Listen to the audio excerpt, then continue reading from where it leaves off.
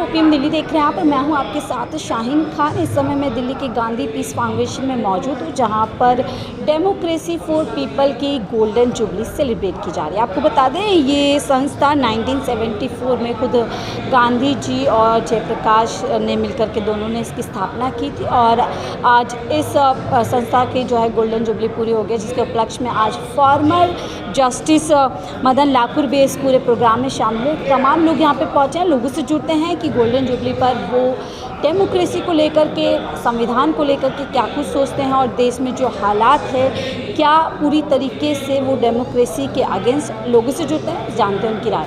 हमारे साथ लोग जुड़ चुके हैं, इनसे बातचीत करते हैं। सर, आज डेमोक्रेसी फॉर पीपल जुबली आप लोग गोल्डन सेलिब्रेट कर रहे हैं, लेकिन किस तरीके से डेमोक्रेसी को वर्तमान समय में देख रहे हैं? कि आपको लग रहा है जिस सिद्धांत के साथ, जिस विचारों के साथ ये संस्था स्थापित की गई थी, क्या उस तरीके से डेमोक्रेसी बची हुई है? नहीं, बिल्कुल नहीं। जयप्रकाश जी ने जब 1974 में इमरजेंसी 75 में लागू हुई, उससे पहले ही उन्होंने भांप लिया था कि इस देश में लोकतंत्र ख़त्म हो रहा है, इसलिए उन्होंने सिटीजन फॉर डेमोक्रेसी की शुरुआत की और ये कहा कि भाई लोकतंत्र बचाने के लिए नौजवानों को आगे आना चाहिए। तभी हम लोग इसमें आगे आए थे और ये साफ साफ दिखने लग गया था कि कैसे सरकारें चुनाव को मैनेज करती हैं। वो वोटर से वोट भी खरीदती हैं, परेशान भी करती हैं, ब्यूरोक्रेसी का इस्तेमाल करके अपने हक में वोट लेते हैं। इसलिए तो लेकिन अभी जो स्थिति है जिसके लिए हम लोग यहाँ इकट्ठा हुए हैं 50 साल पर, वो पहले से भी बदतर स्थिति हो गई है। सारी पार्टियों में जो लोकतंत्र रक्षक लोग हैं, जो अच्छे लोग हैं, जो ईमानदार लोग हैं, जो सचमुच में जनता के लिए काम करने वाले लोग हैं, उनको कोई नहीं पूछता है। लेकिन जो लोग गुंडे हैं या जो जिनके पास मसल पावर है, मनी पावर है, ऐसे लोगों को ही लोकतंत्र में है। वो पहले थोड़े बहुत कांग्रेस में लोग थे, लेकिन आजकल बड़े पैमाने पर बीजेपी में हैं और उन्होंने एक और नया अपने लिए कर लिया है कि भाई आप हिंदू हैं तो आपको भाजपा के साथ होना चाहिए। मुसलमान इस देश का विरोधी है, राष्ट्र विरोधी है, समाज विरोधी है और मुसलमान को इस देश में रहने का कोई अधिकार नहीं है, क्योंकि उसको पाकिस्तान मिल गया है, वो पाकिस्तान चला जाए। मेरे जैसे लोग ये मानते हैं कि भाई अगर लोकतंत्र है तो लोकतंत्र की सबसे बड़ी खासियत ये होती है कि असहमति का अधिकार, कि हम असहमत हैं आपसे, फिर भी हम एक साथ रहेंगे और डायलॉग करते रहेंगे। अगर डायलॉग की गुंजाइश समाप्त हो जाए और असहमति के लिए कोई जगह नहीं हो तो फिर लोकतंत्र का कोई मायने नहीं। आपने माफ़ कीजिएगा बीच में, आपने कहा असहमति डेमोक्रेसी का हिस्सा है। अभी हाल ही में वक्फ बोर्ड का जो बिल बन जाता है, कानून बन जाता है और सदन के अंदर अमित शाह जी कहते हैं हड़काते हुए कि कानून को मानना पड़ेगा। तो आप इसे कैसे देखते हैं? अगर एक बड़ा तबका उस कानून से सहमत नहीं है, अपनी असहमति जता रहा है, कैसे आप इस चीज़ को देखते हैं? नहीं, बिल्कुल आपने सही कहा। हम तो ये मानते हैं कि भाई जब एक कानून बना था वक्फ बोर्ड और मुस्लिम हितों की रक्षा के लिए, जैसे सिख हितों की रक्षा के लिए बना, हिंदू रक्षा के लिए बना, वैसे ही वक्फ बोर्ड जो है मुस्लिम हितों के रक्षा के लिए बनाया गया। और बेसिकली तो जो मुस्लिम लोग होते हैं, जो अपनी प्रॉपर्टी लोगों के भले के लिए देते हैं, उसको मिलाकर किया गया है। तो अगर सवाल यह है, क्या संसद में कोई भी कानून अगर बनता है तो क्या लोगों पर वो थोप दिया जाना चाहिए कि असहमति जताने की आज़ादी नहीं होनी चाहिए? नहीं, बिल्कुल आज़ादी होनी चाहिए। हमें मानते हैं कि जो पार्लियामेंट में बैठे हुए लोग हैं, जो संसद में बैठे हुए लोग हैं, वो भी गलत करते हैं, गलत कर सकते हैं। और हमने राफेल समझौते के समय भी देखा, अभी भी देख रहे हैं, पहले भी देखा कि वही संसद में लोग थे जिन्होंने इमरजेंसी लगा दी थी। तो वो लोग करते हैं। इसलिए जो संसद में बैठे हुए पवित्र लोग हैं वो बिल्कुल राष्ट्र के बारे में सोचते हैं, या जो संसद ने कानून बना दिया वो बिल्कुल सही ही है। ये बिल्कुल निरर्थक बातें हैं। सबसे महत्वपूर्ण जनता होती है, जो जनता वोट दे कर के लोगों को चुनाती है, सांसद और विधायक बनाती है, वो जनता महत्वपूर्ण है। कोई भी ऐसा कानून जो जनता के हितों में नहीं है, जनता विरोध करती है, उस कानून को नहीं माना जाना चाहिए। बिल्कुल नहीं माना चाहिए। सर, मैं आपके पास आती हूँ। डेमोक्रेसी का एक बड़ा हिस्सा होता है जनता, उसी से डेमोक्रेसी मानते हैं। लेकिन पिछले कुछ सालों से, लगभग 2014 से बार बार चुनावी प्रक्रिया पर सवाल उठते हैं। तो आप क्या उस हिसाब से लगता है कि डेमोक्रेसी है? क्योंकि जो वोट डालते हैं लोग कहते हैं हमने जहाँ वोट डाला वहाँ नहीं, लोग चाहते हैं ईवीएम हट जानी चाहिए, बैलेट पेपर। क्या उस नज़रिए से आपको लगता है डेमोक्रेसी जिंदा है? देखिए, आप हमेशा जनमत संग्रह नहीं करा सकते हैं। चुनाव अपने आप में जनमत संग्रह होते हैं जी। और जनता को, माफ़ कीजिएगा, मैं उन लोगों में से नहीं हूँ जो ऐसे ही कह दें। जनता को वैसी ही सरकार मिलती है जिसके वो लायक होती है। अच्छा। अगर मैं इसे बिल्कुल देसी अंदाज में कहूँ, हमारे एक आदमी ने कहा, जब ये 15 लाख के वायदे की बात आई थी, पश्चिमी उत्तर प्रदेश से आते हैं, उसी के ज़बान में आपको समझ में आएगा। भाई मैंने उससे कहा कि भाई, वो कह रहा डॉक्टर साहब ये 15 लाख दे देंगे। मैं तुझे लगे दे देंगे? कह रहा डॉक्टर साहब लगता तो नहीं। मैं फिर कह रहा डॉक्टर साहब क्या पता दे ही दें। तो देखो जी, लालचियों के गांव में ठग भूखा नहीं मरता है ना जी।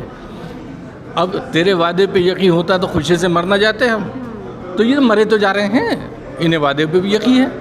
तो एक तो ये बात है। इसमें बुरी बात जो है वो ये है कि एक मेजॉरिटेरियन एग्जर्शन है।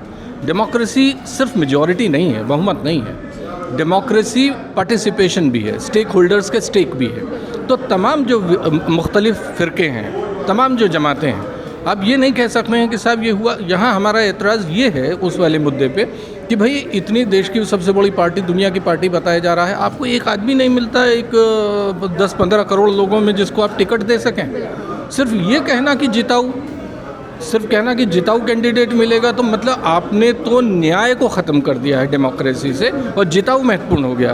तो कल अगर डकैती डाल के जिताऊ होगा तो क्या आप डकैती को वैधानिकता दे देंगे?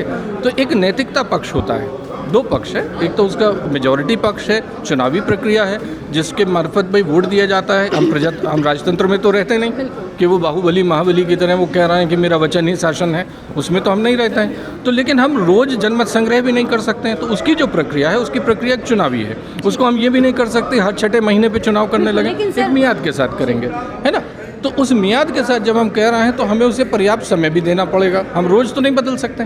तो ये अंतिम निर्णय जनता का है। ये जनता उसे नहीं कर रही है, यह जनता हाईजैक हो रही है। मेरी बात पकड़िएगा जी, क्योंकि निकल जाएगा। आप उत्तर प्रदेश से आते हैं, अभी हाल ही में लोकसभा चुनाव हुए, उपचुनाव हुए। हमने देखा कई ऐसी भयावह तस्वीर आई जहाँ लोगों को, एक पर्टिकुलर कम्युनिटी के लोगों को वोट करने से रोका गया, तरह तरह के। तो मेरा सवाल यही है, आपको लगता है लोकतंत्र जब लोगों की बात करते हैं, लोगों से मिलता है, अगर वोट का अधिकार भी छीना जाएगा तो डेमोक्रेसी किस तरीके से जिंदा रहेगी? बेशक ये महत्वपूर्ण विषय है। डेमोक्रेसी डिरेल्ड या डेमोक्रेसी सेबोटेज्ड, ये महत्वपूर्ण विषय है। यहाँ क्या है कि फिर वो जनता सड़क पे नजर आनी चाहिए। मेरी बात पकड़िएगा, जनता उस तरीके से सड़क पे भी तो नजर आनी चाहिए। अगर उसके अख्तियार जो भी हैं, हक हुकूक हैं, मारे जा रहे हैं। फिर कहा जाता है शाहीन बाग आप बना रहे हो। अगर मैं वक्फ से ही जोड़ूं, लोग बाहर आना चाहते हैं, एतराज़ करना चाहते हैं, कहते हैं आप दूसरा शाहीन बाग बनाना चाहते हैं। देखिए, इसको भी हमारे एक देहात के आदमी ने बड़े अच्छे अंदाज में कहा। बोला भाई मुसलमान तो मांग ना रहे, वक्फ तुम दे रहे, हम मांग रहे MSP, हमारे को दे दो। हम मांग रहे MSP, हमारे को दे दो। वो तो मांग ना रहे वक्फ, उन्हें तुम वक्फ दे रहे। वो ना मांग रही ट्रिपल तलाक, उसे तुम तिमक ट्रिपल तलाक। को मुसलमानों की इतनी नहीं, वो मुसलमानों से उन्हें मोहब्बत है या बहुत ज़्यादा मोहब्बत है। और कई चीज़ें देखिए ऐसे नहीं चलती है, पैराडॉक्स में भी चलती हैं। मुसलमानों के लिए इससे बेहतर सरकार आज तक नहीं आई। अब आप पूछिए क्यों? जी बताएं कैसे। हमारे यहाँ एक बाज़ार है मेरठ में, सोतीगंज बाज़ार था, जिसमें दुनिया भर की, हिंदुस्तान भर की आके गाड़ियाँ कटती थीं। और ये ज़माने को पता था, अधिकारी फलाने ढिमकाने, कहीं हिंदुस्तान में पूछ लिए, राजस्थान में, वहाँ से गाड़ी वहाँ आती थी। आपको पता होगा शायद। आज वो नहीं। क्या वो बिना सरकारों की जानकारी के चलता था?